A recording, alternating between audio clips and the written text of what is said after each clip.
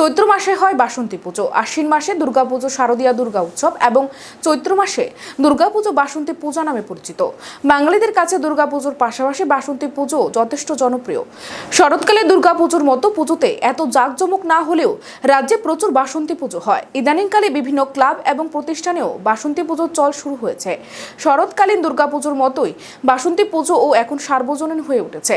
তিথি অনুযায়ী আচার আচরণ মেনে রাজধানীর দুর্গাবাড়িতেও চলছে বাসন্তী পুজো।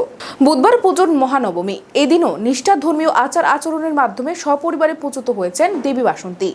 এদিন মন্ত্রী প্রণজিৎ সিংহ রায় মায়ের আশীর্বাদ নিতে দুর্গাবাড়িতে যান। রাজ্যবাসীর মঙ্গলার্থে এই পুজো করলেন বলে জানান তিনি।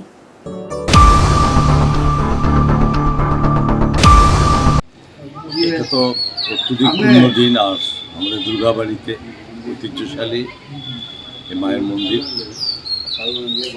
সারা রাজ্যের মানুষের এক সুখ শান্তি মঙ্গল আমি কামনা করি, কারণ মাই একমাত্র ভরসা আমাদের এই রাজ্যের সমস্ত মানুষের সুখ শান্তি বজায় রেখেছেন।